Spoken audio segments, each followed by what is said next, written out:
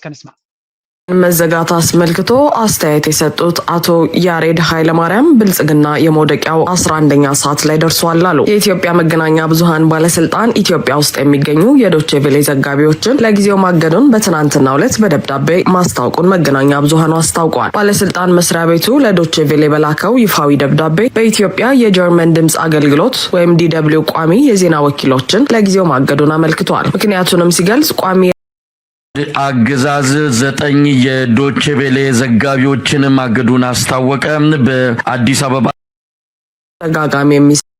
እንታዮም ዝብሉ ዘሎ ከም ትሪቦም ዘለኹም አብይ አሕመድ አብ መበል 11 ሰዓት 11 ናይ ለይቲ በፂሑ ከም ዘሎ ስርዓት ናቱ ውፅኢት ናቱ ድማ ድሮ ኢንተርናሽናል ሚድያ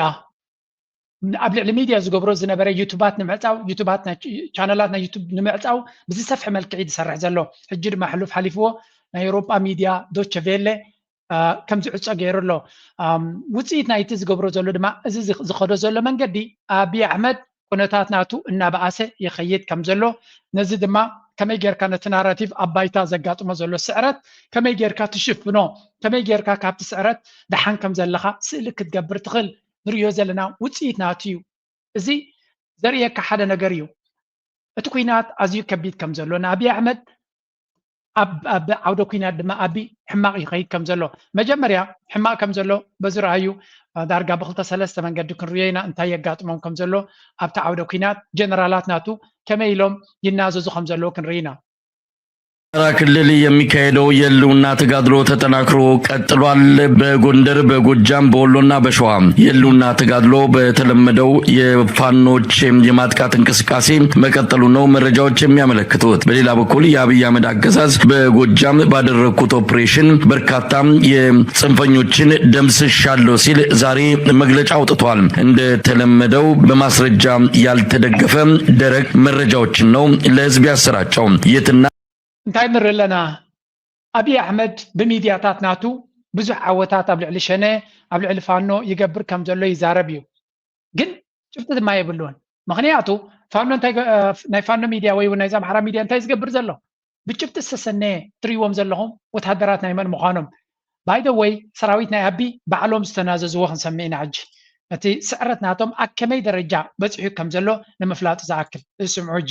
እዝሪዎ ዘለኹም እኛ ሜካናይዝድ ክፍለ ጦር አባላትና አመራሮች ያካሄዱትን የውስጥ ግምገማ የቪዲዮ ቅጂ እጃችን ላይ ደርሷል። በግራ በኩል እዚኦም ወታደራዊ መራሕቲ ናይ አብይ አሕመድ እዮም እንታይ ይብሉ ለው ስምዑዎም በኩል አንድ ሻምበል ወይም አንድ ጋንታ አንድ እጃችን ላይ ደርሷል። በግራ በኩል አንድ ሻምበል ወይም አንድ ጋንታ የምትሆን ዩኒት ልቆ እሷ በቶክስ ቦታውን እንድትይዝ ሌላ ኃይል እንዲወጣ አድርጎ ጠላት ማንኛውም ቁሳቁሱን ይዞ ሄዷል። ጠላት የቱ ጋር ያለ ስል የኛ ሰውም ትልቁም እግረኛውም ሁሉ ተኩሷል። ግን ጠላት ወቅቱ አልነበረም። ደጀኔ የሞተበት ቦታ ማለት ነው። ጠላት ያጠቃበት አካባቢ በሙሉ የወገን መሳሪያ በጠላት እጅ እንደወደቀ ይታወቃል። ይሄ ደግሞ ወቅቱ የፈጠረው ጉዳይ ነው። ጥይት ለምንድን ነው የምናባክነው? መሬት አይደለም የሚደበደበው፣ ጠላት ነው መደብደብ ያለበት። ጠላትን ካላገኘን ጠላትን ካልገደል ይቀርመናል። ድል ማግኘት አንችልም። ሁለተኛ ተተኳሽ እንጨርሳለን። ቦታ ሲዘናቸው በግራ በኩል እንታይ እዮም ዝብሉ ዘለው ምሕፈራት እኮ እዮም እዚኦም ምሕፈራት እንታይ እዩ ዝብል ዘሎ ሰራዊት ናይ አብይ ፈፂም ካብ ሞራል ናይ ኩናት ዘይብሉ ፈራህ ኣምር ናይ ኩናት ዘይብሉ ምዃኑ እዮም ዝነግሩ ዘለው መጀመርያ ኣበይ ከም ዝትኩስ ኣይፈልጡን እዮም ዝብሉ ዘለው ወታደራዊ መራሕቲ ናቶም ኣኼባ ኣብ ዝገብርሉ ዝነበረ ዝወፀ ቪድዮ እዚ ፈፂሙ ኣብ ጎቦ ክትኩስ ዝውዕል ዕላምኡ ዘይፈልጥ ፀላኢ በይና ኣሎ ዘይፈልጥ እቶም ፋኖ እንታይ ገብሮም ስለ ዝፈልጦም ቀዳማይ ፋኖ ኣድቫንቴጅ ኣለዎ ኣድቫንቴጅ ናቶም ካ እንታይ እዩ ዓዶም እዩ ነፍሲ ወከፍ ፋኖ ከም ዝንኣብነት ናይ ኤርትራ እንተወሲድኩም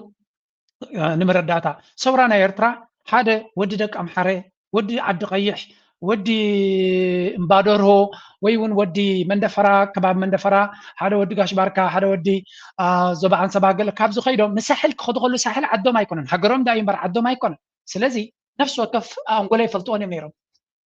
ኣብ ፋኖ ግን ነፍሲ ወከፍ ዝዋጋእ ዘሎ ኣብ ዓዲ ዝዋጋእ ዘሎ ስለዚ ንዓዱ ኩርባ ናይ ዓዱ ጎቦ ናይ ዓዱ ስንጭሮ ናይ ዓዱ ጎልጎል ናይ ዓዱ ፅቡቅ ገይሩ ዝፈልጥ እዩ ኣብቲ ዓዱ ስለ ዝመፁ ዘሎ እቲ ናይ ብልፅግና ሰራዊት ኣይፈልጦን ነቲ ቦታት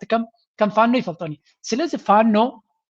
ኣብ ሓንቲ ቦታ ተኽሲ ይገብሩሎ ሸረኽ ገይሮ ካባ ግን ይሃድሙ እዚ ፈራህ ሰራዊት ስለ ዝኾነ ነታ ጎቦ ከቃፅላይ ዝውዕል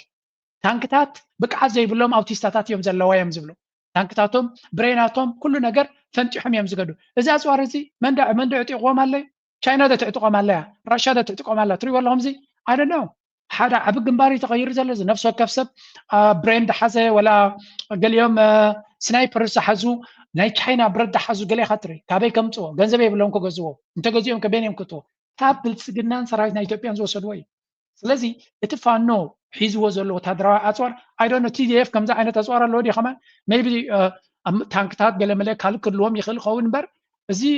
ፋኖ ዝሕዞ ዘሎ ኣፅዋር ቀሊል ኣፅዋር ኣይኮነን ስለምንታይ ታንክ ክዝውሩ ዘይክእሉ ንእሽተይ ምስ ተተኮሰት ካብ ታንክ ወሪዱ ዝሃድም እዩ ዝብል እቶም ጀነራላት ትስምዖም ድሓን እዚ ድማ ነዚ ሰራዊት እዚ ሒዙ ኣብ ውሽጢ ዓዱ ዘይተዓወተ ናብ ኤርትራ ከይዱ ክዕወተሉ እዩ ዝሓስብ ዘሎ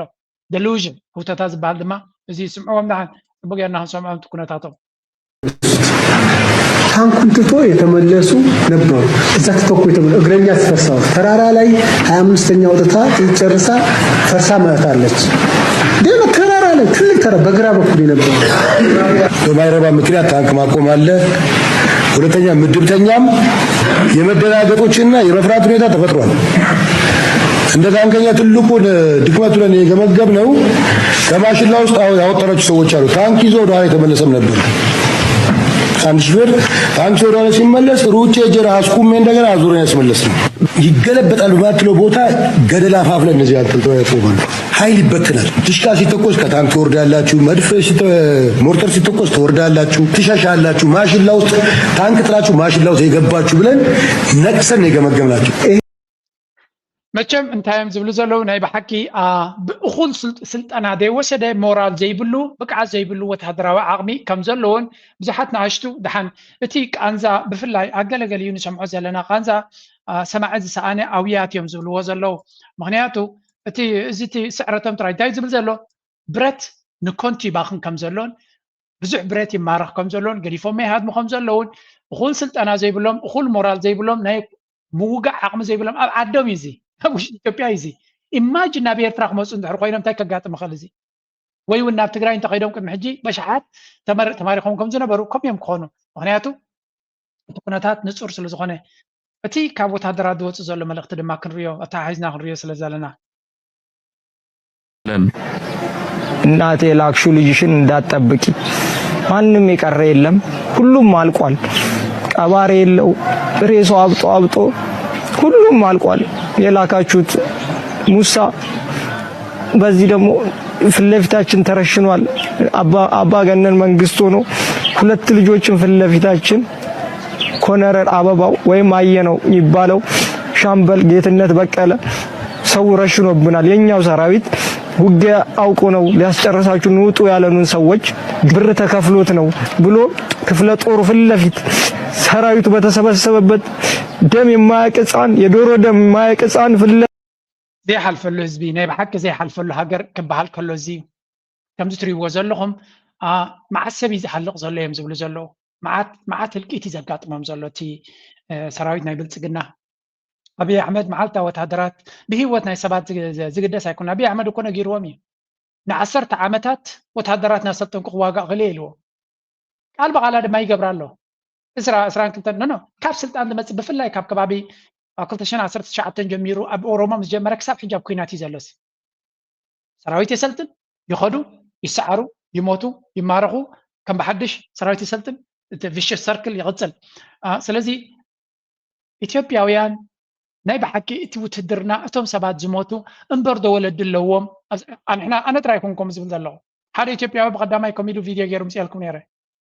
እዞም ብደቡብ ኢትዮጵያ ዘለዉ እምበር ዶ እቶም ወለዶም ኣለው እዮም ይሕምሞም ዲቶም ደቆም ክሞቱ ከለዉ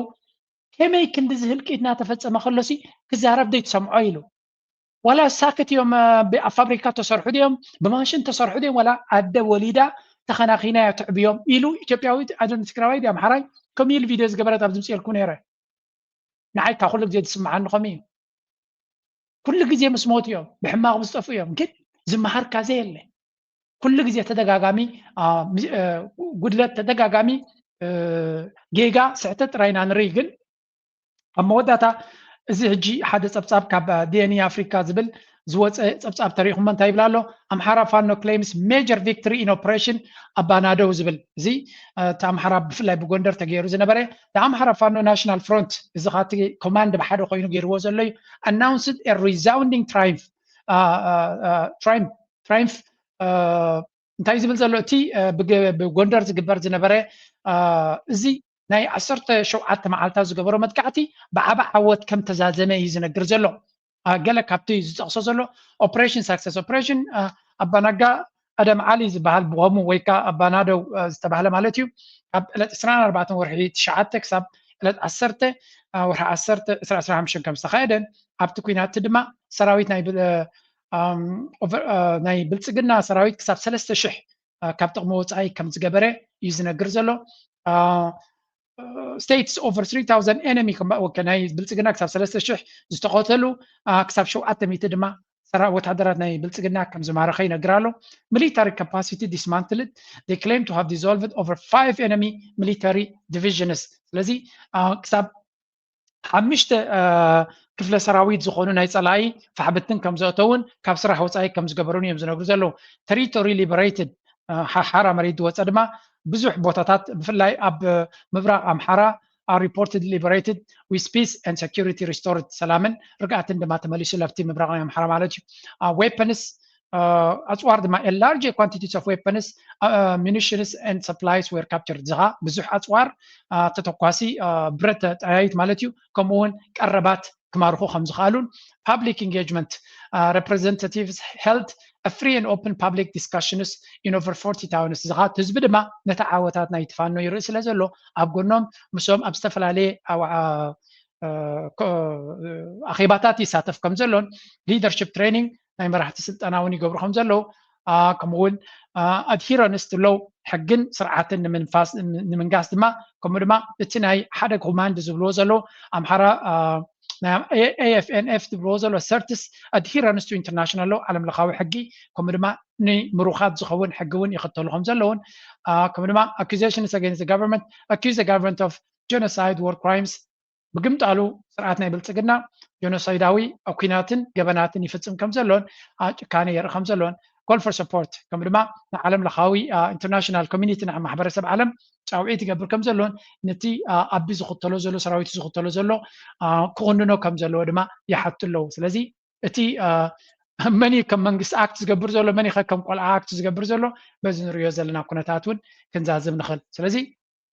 እቲ ኩነታት ኣብ ኣምሓራ ዝካየድ ዘሎ ናበይ ገፁ ይኸይድ ከም ዘሎ እንታይ ይመስል ከም ዘሎ ብኩሉ መንገዲ ንሪኦ ኣለና ማለት እዩ እዚ እንታይ ዘርእየካ ኣብይ ኣሕመድ ከምታ ኣብቲ ቅድሚት ክብሉና ዝፀንሑ ናይ 11 ሰዓት በፂሓላ ዝብልዎ ካብ ዜሮ ዝተበገሰ ከም ዘይኮነ እቲ ኩነታት ንርኢ ኣለና ንሳቶም ግን ኣብቲ ናይ ባሕሪ እንከላሎ ትልቅ ሀገር ናት እንግዲህ አክሱም በኋላ ከአራተኛው ምዕተ ዓመት በኋላ ነው ኢትዮጵያ የሚለውን ቃል አዳፕት ያደረግነው እና በምትወስድበት ጊዜ ንግዷን የምታሰማራበት የምታሸጋግርበት ቀይ ባህር ነበረ ወደቧ ደግሞ አዶሊስ ይባል ነበረ አዶሊስ አለ ከአዶሊስ ጎን የምጽዋ አሁን የምንለው አካባቢ አርቂቆ የሚባል አለ ከአርቂቆ ቀጥላ so reinventing story ዝኻ ትድሕሪት ተመሊስካ ሓድሽ ታሪኽን ዛንታን ንምህንዳስ ዝግበር ዘሎ ኣካይዳ ኢና ንርኢ ዘለና بوغني ኤርትራ ዝተፈላለዩ መልሲ ዝወሃብ ዘሎ ኤርትራ ብዙሕ መልሲ ትባላ ብመንገዲ ናይ መንግስቲ ናይ ሚኒስትር ሓበሬታ ሃገር ኤርትራ ነቲ ብዛዕባ ቁጠባ ምስ ተዛሪቡ ነይሩ ግን ድሓን ንሱ ፅኒሕና ክንሪኦ ኢና ብዛዕባ እዚ ናይ ባሕሪ ኣብ ድሕሪት ክንሪኦ ኢና መሶብ ጆርናል ዝብል ናይ ኤርትራ ፕሊዝ ከድኩም ተኸታተልዎ ቅዱሳት ኤርትራውያን ዝፅሕፍዎ እዩ ኢትዮጵያ ብሰንኪ ዕንደራናታ ክሳዕ ክንደይ ዕድላት ናይ ባሕሪ ኣጠቓቕማ كم زخسرت صحيفة ما بتيجي مالو كابتن سلسلة كابتن أنشومنتن إثيوبيا نتي ورب عصب كم ما كله ورباتنا إيرترا نخدت كم تزبلت أكونديشن استوهيبوا 5 نبرة بإثيوبيا تخفل كم زنبرتن كم ما كم دليت أتقاقما نيتودب كاستمس ويون جمرك بعلات جبر كم زنبرتن يوم زنقول زلهم strategic withdrawal Ethiopia voluntarily abandoned Assab before 1998 2000 war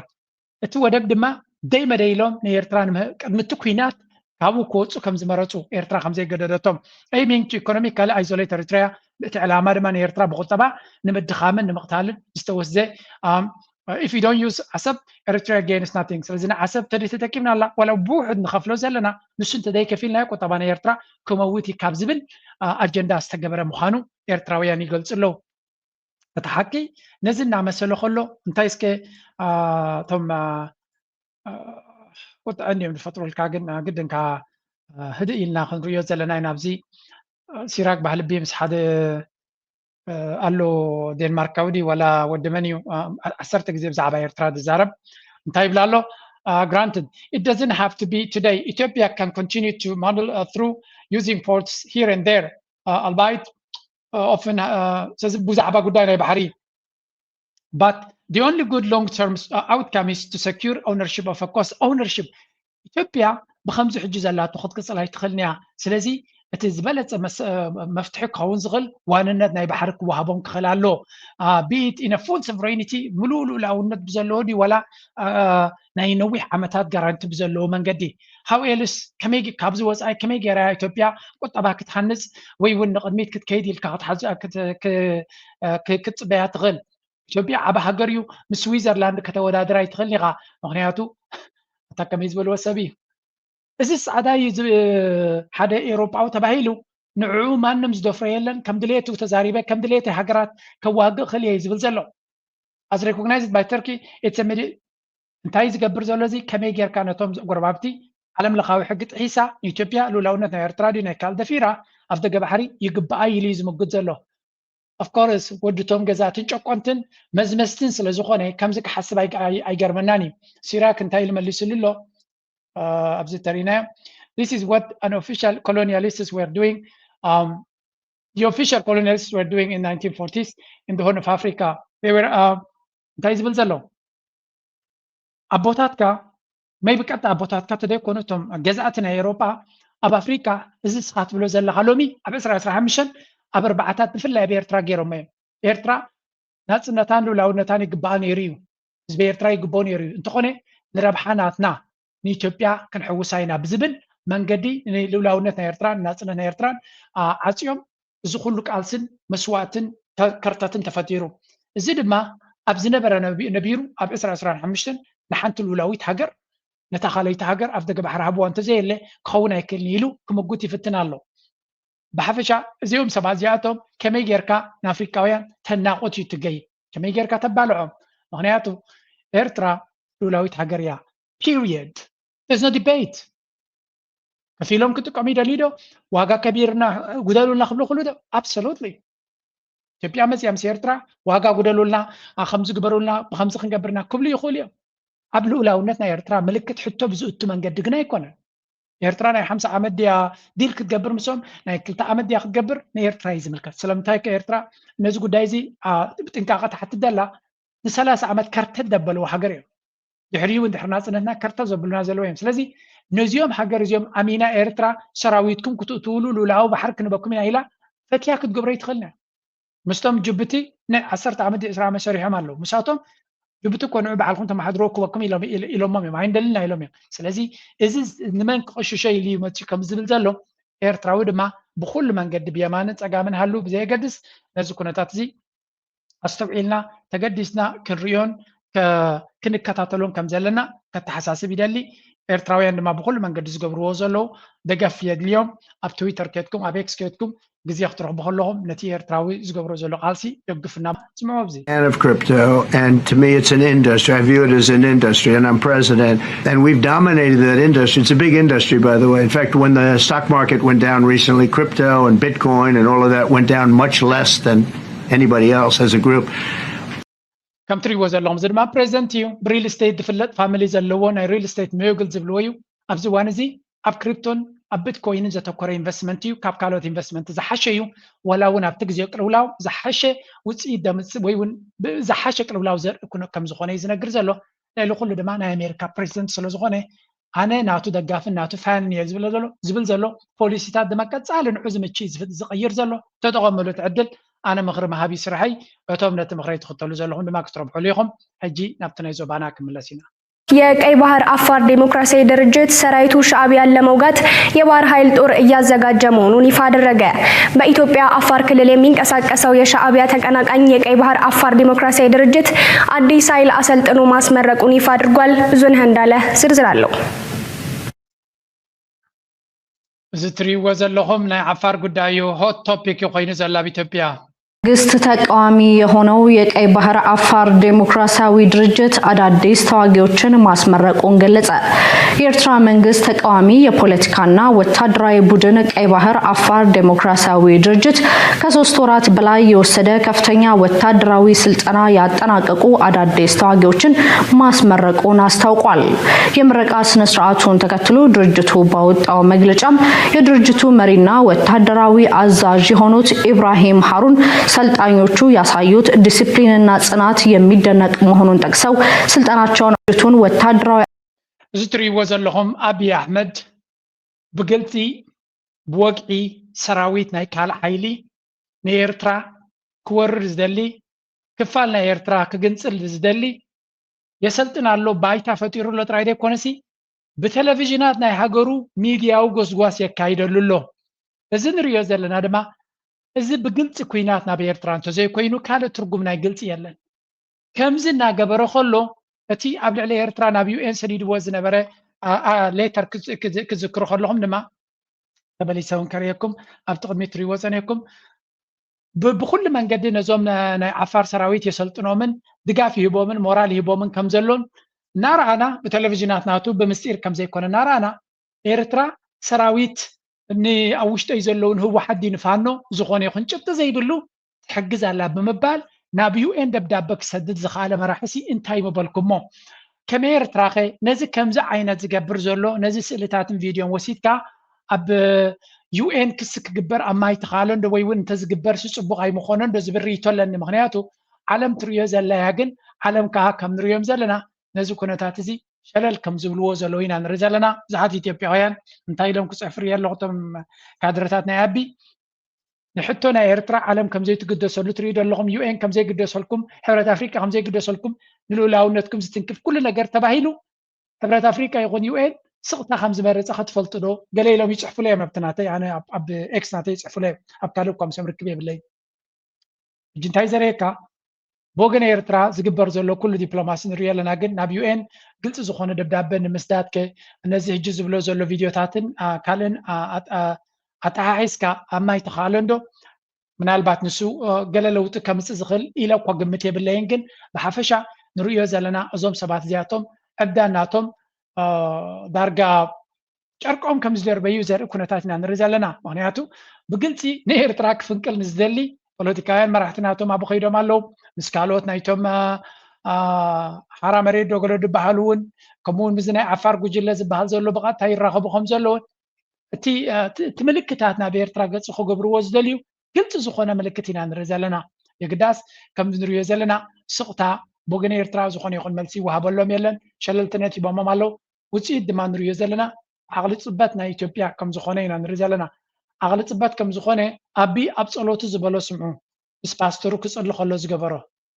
አልደራደርም አንተም አትደራደርም አናደራድርም ይላል ጌታ።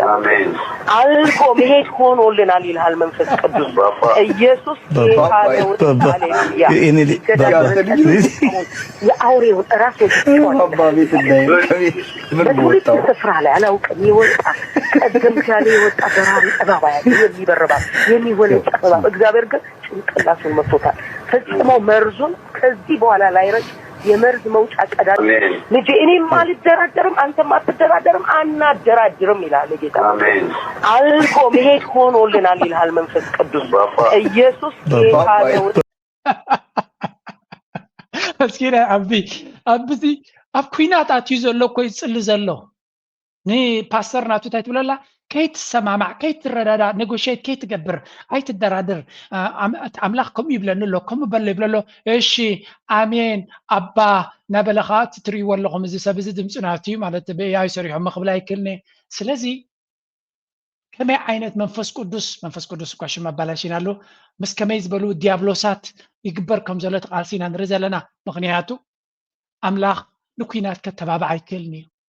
ምክንያቱ እዚ ንሪኦ ዘለና ኩናት ድማ أبي بقليل تطو كبلو زنبرة كويناتيو هجرتو ريلان نكرسو زواجو سبيلان كل زكوينات أبي إثيوبيا زكايزلو بدليتون بمرجون زقبرو زليو لذي نزي كما يزبل أملاخي كحجزو زغل مخان أبقى لقلن ريلا عندنا إسرائيل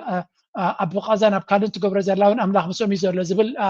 بفلا كابزي ناي evangelical church نريو زلنا تحساسبا نبحق زت تحساسبيو باسترنا تياهم تبلا زلا بزعو جزي كم زي فيديو تدوت كم يجروا يمدرخ بوا يدنو بس السبزي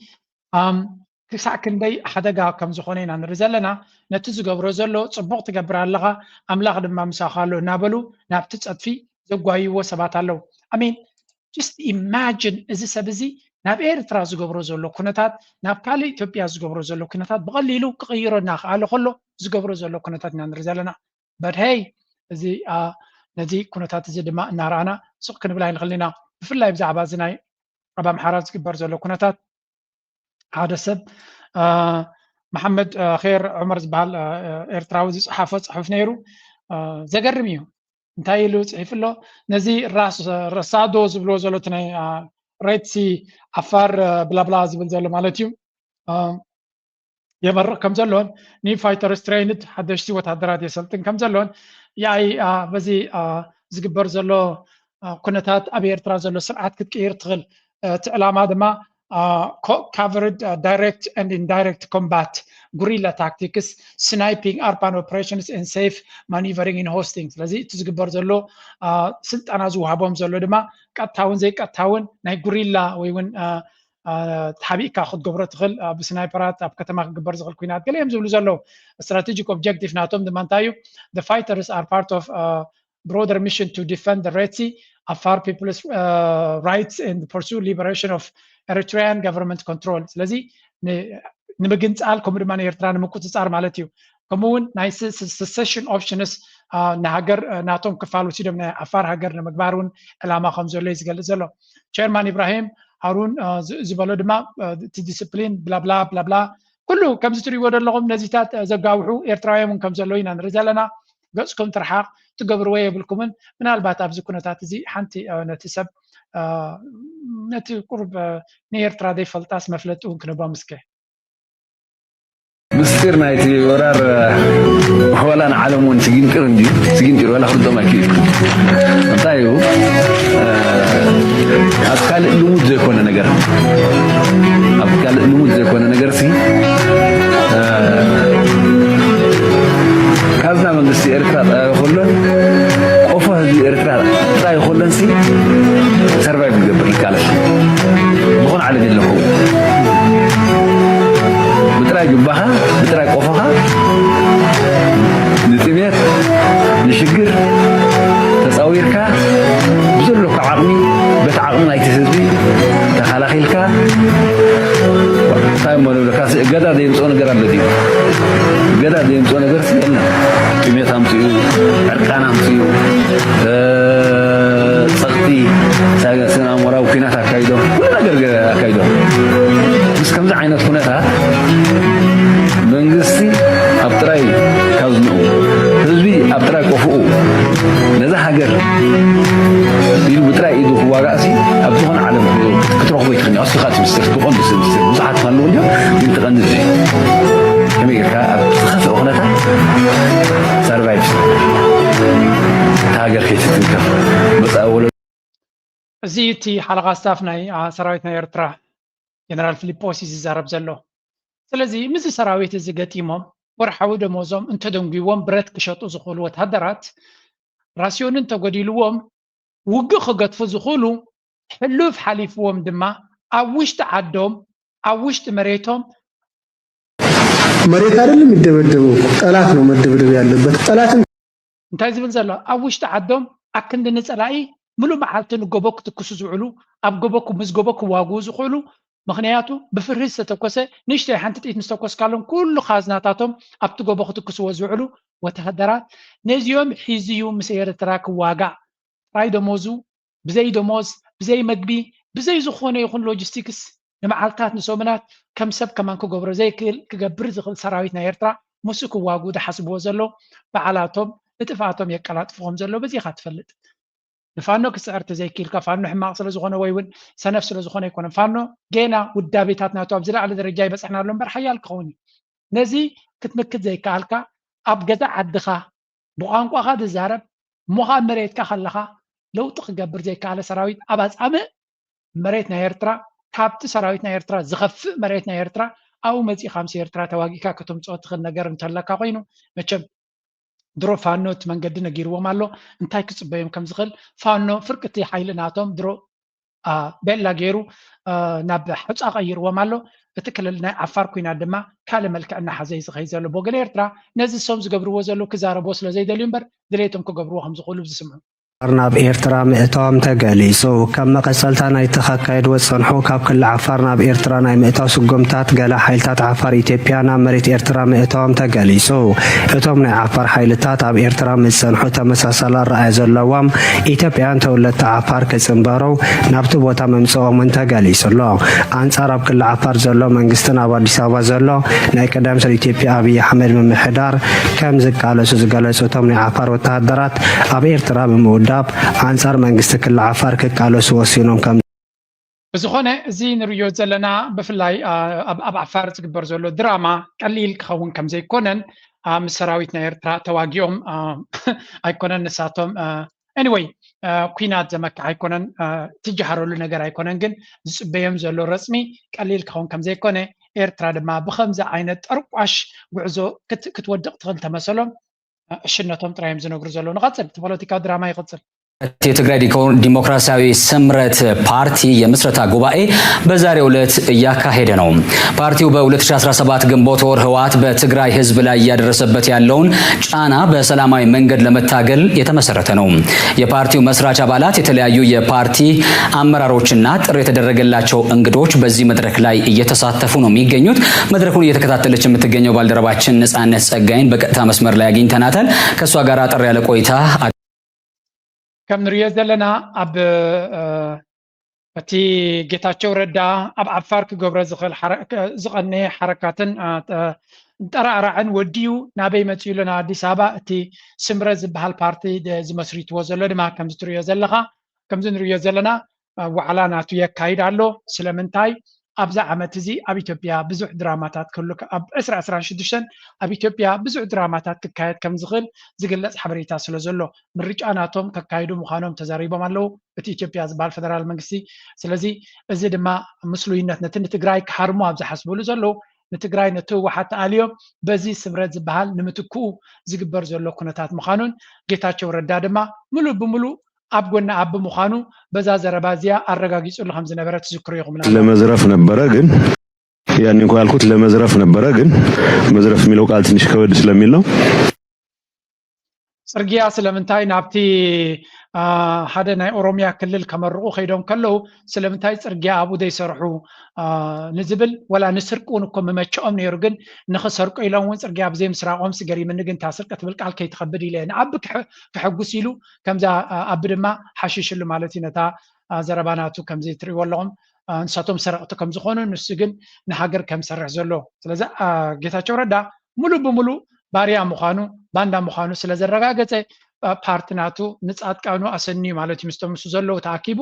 እዚ ዋዕላ ኣብ ኣዲስ ኣበባ ይገብር ከም ዘለዎን ካብ ሕጂ ንድሓር ናብ ትግራይ ዝግበር ዘሎ ኩነታት ናብ ካልእ ኩናት ናብ ካልእ ፀገም ናይ ትግራይ ክስገር ከም ዝኽእል ዘርኢ ህያው ኩነታት ኢና ንርኢ ዘለና and this is going to be very critical ነገራት ወላ በዓል መን ኢኻ ትብሎም ስታሊን እውን ነዚ ኩነታት እዚ ይገልፅዎ ኣለዎ እዮም እንታይ ይካየድ ከም ዘሎ አካባቢ መቀለም ማታ ማታ የፈረደባት ከተማ በአውሮፕላንና በድሮን ድምጽ እየታመሰ ነው የሚያድረው ከተማው። አሁን እንኳን ከደቂቃዎች በፊት ሲሉ ከመግባታችን በፊት እንዲሁ ከመቀለ ካለ ሰው ጋር እያወራው በየቀኑ ሌሊት የሚግ ድምጽ ነው በሚግ ነው ሲታመስ የሚያድረው። መተኛት አልቻልንም። የሁለት ዓመት የትግራይ ጦርነት ጊዜ ደግሞ የሚግ ድሮን ምናምን ትራውማ ስላለብን እሱ እንታይ ዝብል ዘሎ ስታሊን እቲ ድሮ ናብ ትግራይ ክግበር ዝኽእል ኩነታት ዳርጋ ብኩሉ መንገዲ እዩ ግምታት ዝወሃበ ዘሎ ኣብይ ኣሕመድ ናብ ኤርትራ ዝብሎ ዝነበረ መጀመርያ ናብ ትግራይ ክገብሮ ከም ዝኽእል ዘርኢ ምልክታት ብዙሕ ከም ዘሎን ከም ውፅኢቱ ድማ ንሪኦ ዘለና ኣብ ንመቐለ ብድሮናት ገይሩ ቀፃሊ ስለያድ እዩ ዘካይድ ዘሎ ስልጠና ምድላዋት ዝገብር ዘሎ ምድሃል ክፈጥር ዝፍትን ዘሎ ዳርጋ ንነዊሕ እዋን ድሮናት ናብ መቐለ ክላየር ናይ መቐለ ምሸት ከም ዝመፃ ነቲ ሰብ ጭንቀትን ፍርህን ከም ዝገብረሉ ዘሎ እዮም ዝነግሩ ዘለው ስለዚ እቲ ኩነታት አብይ አሕመድ ዝኽተሎ ዘሎ ኣብ ትግራይ ቀሊል ከም ዘይኮነ እቲ ህወሓት ዝበሃል ግን ወይ እውን እቲ ናይ ትግራይ ፖለቲካዊ ኤሊት ግን በዚ ኩነታት እዚ ተሰናቢዱ ካብቲ መንገዱ ክእለ ከም ዘይክእል ብግምጣሉ ዝገብሮ ዘሎ ዋዕላታት ተሪኻውን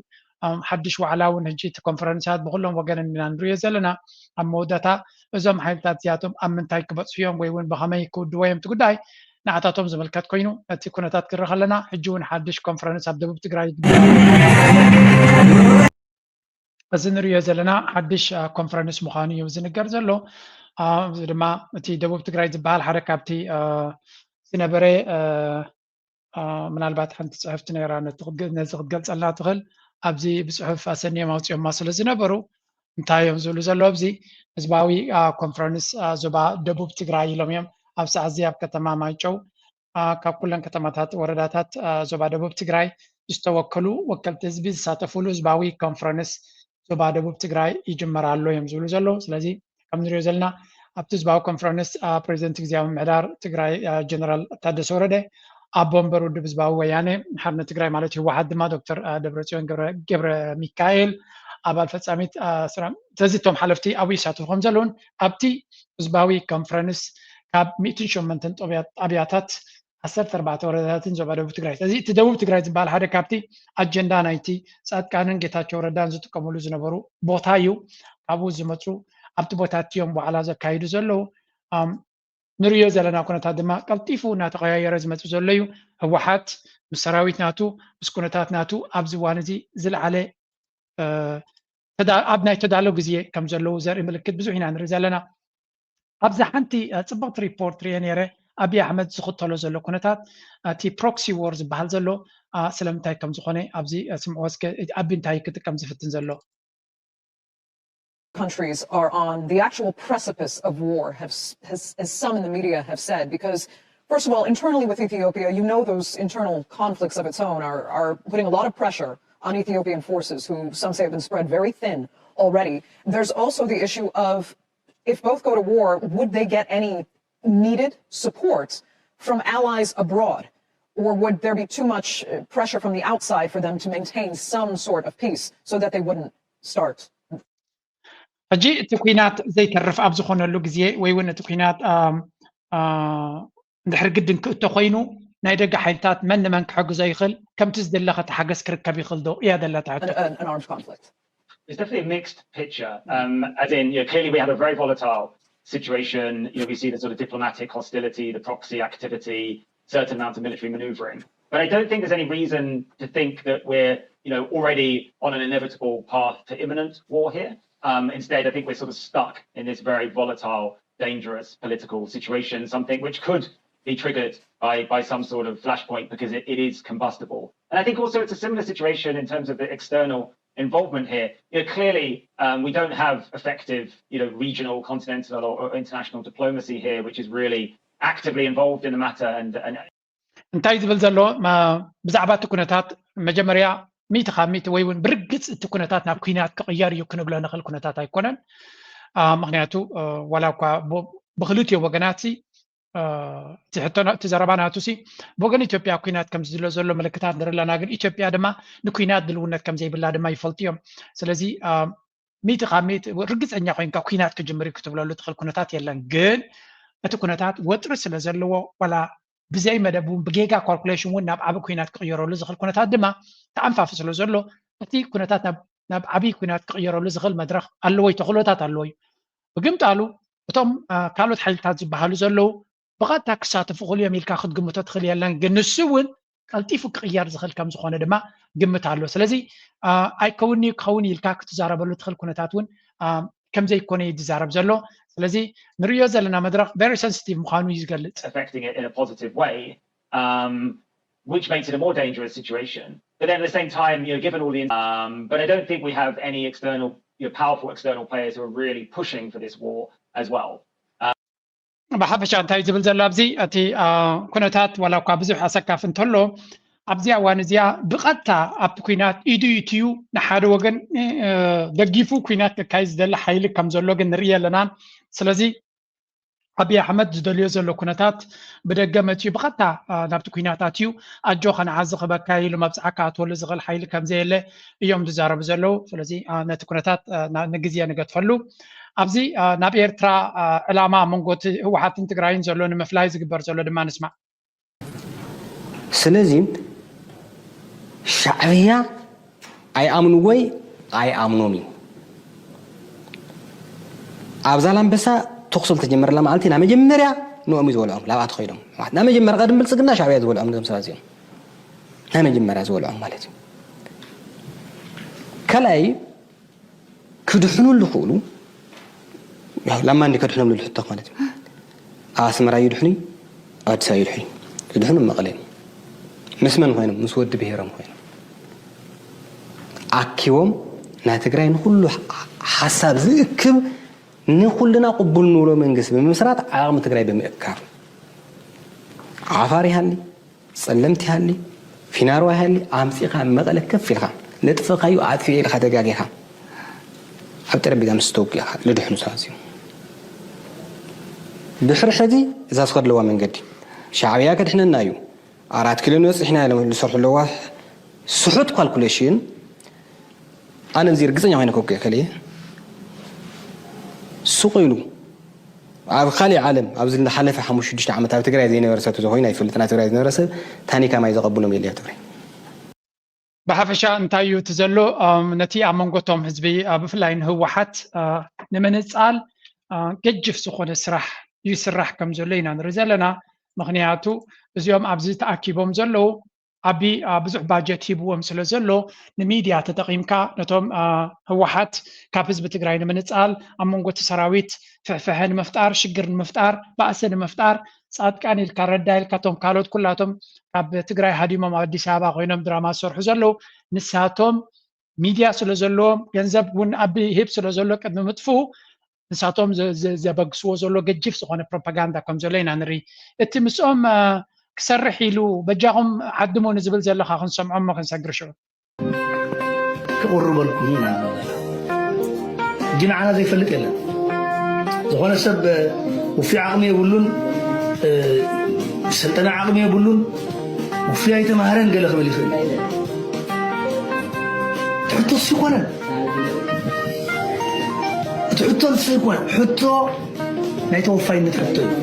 نايك العنا حطوا ناي تايمين حطوا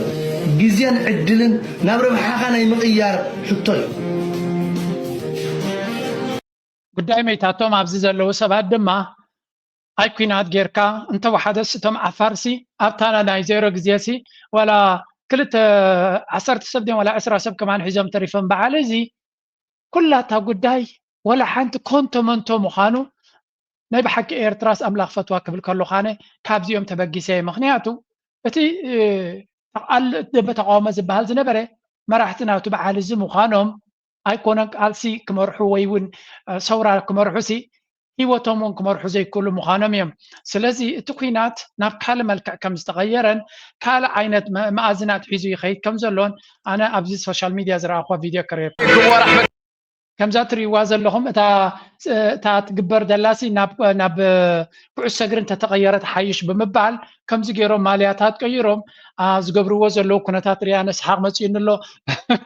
نقلينا قعدتي نقلينا جن كاب كلها انا زفتق وازل تاريخ ما تمالينا ايرترا جيرهم ما زلوا ديسك تبلا كم عادي تصبوا ما عادي ስለዚህ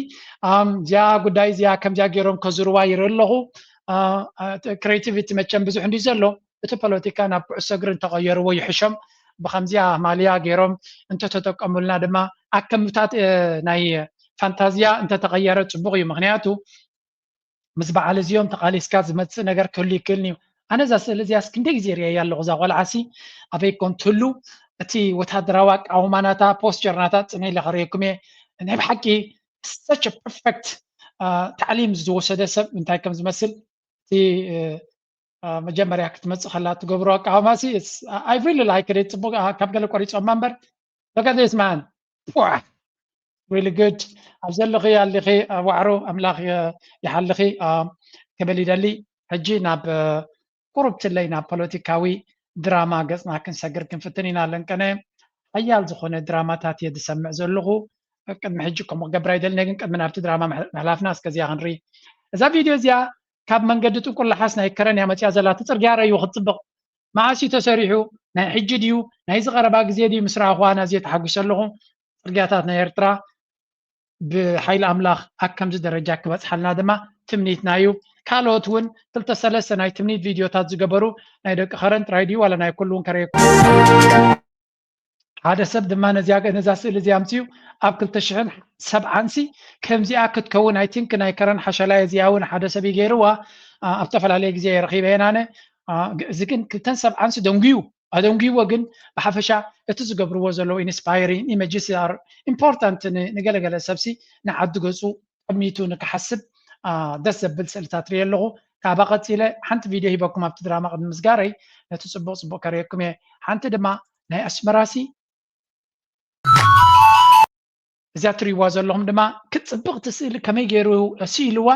very brilliant هذا جزيسي تكون تات سيلي بزي فوتوشوب صبق أنجل غير كان تسيل كايوزي كما يكتصبق كم زغل نزا سيل زياون ريه سلازي نبحكي نزيوم سيلكم كم زغيركم أبي إنترنت ناتهم صبق نجار كتفترو تفتنو زلهم نبحكي تسبليو أجوهم كتسلوا كنبلاكم ندلي أجي نابتي دراماتات زلو اسكخن كيد أبزو سمعو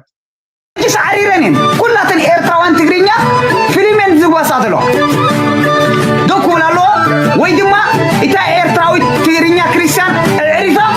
بمسلم كتكالو نحن هنحفظنا لنا كنسعمنا لنا شقران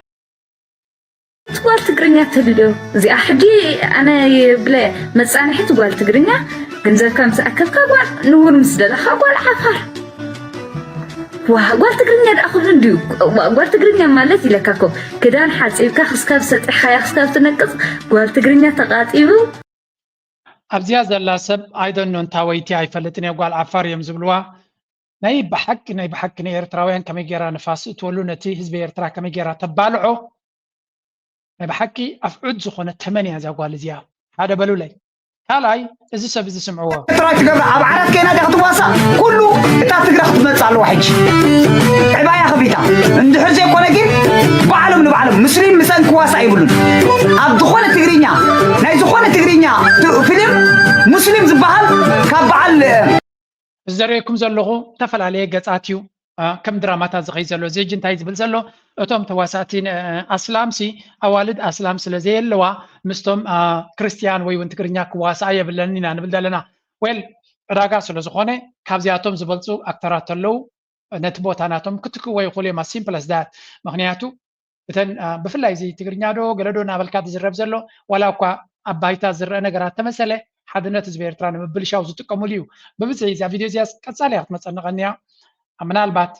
على السوشيال ميديا على تيك توك قال ممكن ده يسحبها ما يفلتني يقل بفلا ابزح جزء لنا يا مدرخ قال من قدنا مسونه تحدنت زبير تراك تنكفز فتنو هذا راهم كان ابزح انت فيديو لا تزور زي لان كان يساون ريهم ما تلو يهم اسكز يسمعوا لي طرحك الله انت راح قبر لي خني زولدت مرأة زون كبلك ايه ما تايكم ما تقول سلك برا على عتبك انا عايز حزنني أو تمرحهم تفتحون كم تقحفون تمرحهم تفتحون شعها بعلكم زولدت يادو فتحتي عند بالكم قاعد تدقافعون اذن ود خمس اللي قانا نيجيريا وش نيجيريا زخيدنا زلو فاي تفلطوا اتحزاق ولا يدخلوا بحواتهم تصاوتوا دحوات كاي براسي خال كم زاتري وازلهم زيا فيلم زا سين زيا كابينيت فيلميا وتياغن زا نيجيريا تبلقال ناي بحكيا صقم تفطر زلا مغنياتو مجمريا سبات كتنعق ويقلقل صبغ هيكونن جن انا كم زانا تيريتو نام نيجيريا كخداز دليا شحي بلا طريق كبل زلا انا مفرارك الكون يبلون نام نيجيريا دي خدخدي نا فلبين دي خدخدي نا افغانستان دي خدخدي نا العراق نا كبر رجاي مغنياتو تطو كبلك زخر حيلي يلا كم مفرارهت ايد جن كتكمالو كم لبورنا خوني يتمزلو ابزي بوتا يسمع له نيجيريا دو نيجيريا كده نام نيجيريا كنت تدري هم كلكيلو توم يرترانا ودات كم يوم كتب له زلكم نام نيجيريا حليفك ولا ناب غامبيا اخيدو بكتب له كتب لكم مغنياتو نسب اخبيرك اوكي اجيت تساتب له زلا اتودي اوليدوا ይገጥፋሎ ታፊልም ከመን ድሕሪ ኮይና ገበን እዚ ባዕሉ ካብኡን ዝወለደት ጓል ገዲፉ ካል ዘይ ወለደት ክምርዐየ ዝብል ዘሎ እዚ I just don't understand it እዚ ክኸውን ዘይከን እዩ ግን መደምደምታ ናይዚ ኩነታት እዚ ድማ ወሲድካ ነታ ሆት ቃል ዘላ ተጠቂምካ ኣብ መንጎ ኤርትራውያን ዳርጋ ናብ ፀገም ገፅካ ክትከይድ ከም ትሬንድ ጌርካ ዝውሰድ ዘሎ ኩነታት ንብዙሓት ንኣሽቱ ከደናግር ዝኽእል ምዃኑ ክትፈልጡ ኣለኩም ስለዚ ኣነ በዛ ወገነይ ናብ ናይጀርያ እቶም ኣወዳት ናይ ናይጀርያ ነተን ኣዋህሉ ዝደልይዎ እንተኮይኑ ተናብቦም ክኸዳ ዝደልያ እዚ ኣብዚ ቅድሚ ዘረኽቡምን ካባያ መፅያ እዛ ትሪእዋ ዘለኹም ድማ ነታ ብኮ ተጠቂማ everybody is banking on this trend እዚኣ ከምታ ትሪእዋ ዘለኹም እተን ደቂ ትግርኛ ፍሽኽሽኽ እናበለ ናብኡ ዝኸዳ ዘለዋ ነፍሲ ወከፍ ሰብ ነታ ዘረባ ተጠቂሙ ነቲ ህዝቢ ሓደጋ ክእትወሉ ኢና ንርኢ ዘለና ኩሉ እቲ ኣጀንዳ ክድዩ ወላ ዕላማ ድዩ ወላ ትብላዕ ስለ ዝኾነ ታቃልዮም ዝጥቀሙላ ዘለው ይርዳእኒ የለን ግን ሓደራኹም ነዚ ኩነታት እዚ ኣቃሊልኩም ኣይትረኣይዎ ኣነ ክሪኦ ከለኹ ከም societies are very very dynamic ሕብረተሰባት እናተቀያየረ ዝኸይድ ስለ ዝኾነ ጥንቃቐ ዘድልየ እዩ ስለምንታይ እዚ ሕጂ እዛ ፊልም እዚኣ መልእኽቲ ኣለዋ ምክንያቱ እታ ናይጀርያ ትብል እንድሕራ ኮሪኻያ ንጓል ወይ እውን ብዝኾነ ይኹን መንገዲ ተደይ ተረዳዲኻ ናብ ናይጀርያ ምኻድ ከም ኦፕሽን እዩ ዝመፅእ ዘሎ ማለት እዩ ማለት ንሓንቲ ጓል ኣብ ናይጀርያ ከይድ እየ እንድሕር ኢላ ዝኽልክል ሓይሊ የለን ብፍላይ ኣብ ኤውሮጳ ትነብር ዘላ እዚ ግን ከም ሓደ ኦፕሽን ኣብ ርእሲ ደቂ ኣንስትዮ እዩ ዝዝራእ ዘሎ ከይትረዳዳእ ትኽእል ኢኻ ካልኣይ ካብ ኩሎም ኣወዳት እኮ ኣይኮኑን ከምኡ ጀነራላይዝ እናገበርካ ዝግበር ዘሎ ዘረባ ኢና ንርኢ ዘለና ናይጀርያውያን እኮ ደቂ ኣንስትዮ እውን እኮ ኣለዎም ብፍሉይ ንዓኻትኩም ክከናኸንሉ ዝኽእሉ ፀጋታት ወይ እውን ባህሪ ስለ ዘለዎም ኣይኮነን ንሕና ከም ንፈልጦ እቲ ናይ ናይጀርያ ምናልባት ንግዚኡ ተጠቂሙ ዝጉሕፋ እንተዘይኮይኑ ናይጀርያ ኣኪቡ ፅቡቅ ቁም ነገር ክገብረላ ዝኽእል ብስታቲስቲክስ ንደቂ ዓዶም ከማን ክእክቡ ይኽእሉ ዳይኮኑን ናይ ናይጀርያ ፊልም ከይድኩም ራእዩ they are not the best character ዘለዎም ንሓዳር ንቁም ነገር ናይጀርያ ዝበሃል ኣብዚ ደገ ዝሰርቕ ተደይ ኮይኑ ካልእ ቁም ነገር እውን እኳ ይሰማዕና ኣሎ ናይጀርያ ብኢሜይል ስካም ክገብረካ ዝፍትን ብኩሉ መንገዲ ድማ ኣታሊሉ ከሽካዕካ ዝኽእል ዱባይ ተኸይድካ ኣብ ኣፍሪቃ ተኸይድካ ኣብ ኤውሮጳ ተኸይድካ ናይጀርያዊ ክሰርቀካ ከም ዝኽእል ጥራይ ዝፍለጥ ታናቶም ኢሜጅ ከምዚያ እያ ስለዚ ከሽካዓኹምን ግዜኹም ክበልዑኽንን ገንዘብኩም ክሰርቁኹን ተደሊኽን ጉድላክ ናባኺዱ ክብል ይደሊ እንተቲ መፈራርሒ ቃል ዝኸውን ዘሎ ግን ኣነ ብወገነይ ቅቡል ጌረ ይርዮኒ ኣነ ናብ ናይጀርያ ክኸይድ የላ ትኸይድ ድማ ፅርግፍ ትበል ዝብል ርእቶ እዩ ዘለኒ እተን ዝተረፋ ድማ ሕማቕ ኣብነት እዩ እዚ ኣይትጠቀማሉ ክብል ይደሊ ኣይኖ ብዙሕ ፀርፊ ክመፀኒ ከም ዝኽእል ኣብዛ ቪድዮ ግን ናተይ ርእቶ ይስቕ ኢልካ ክሓልፋ ኣይደለኹን በዚኣ ገይረ ክዛዝም እየ ቴንክ ዩ ዘይፈለጣት ዘሎ ተባራበርና ዓንቕ ኣሕመድ ለምለም ዓደይ ዘይረኣየተሎ ክነትያ ሃብታም ተፈጥሮ ተሰዊኦም ንሓንቲ ኤሪትና ተገኒዞም ብሓንቲ ባንዴራ ስሌናዮም ስለኺ ስሌኻ ከይበልዎ ዓደይ ዓደኻ ዓደይ ዘይፈለጣት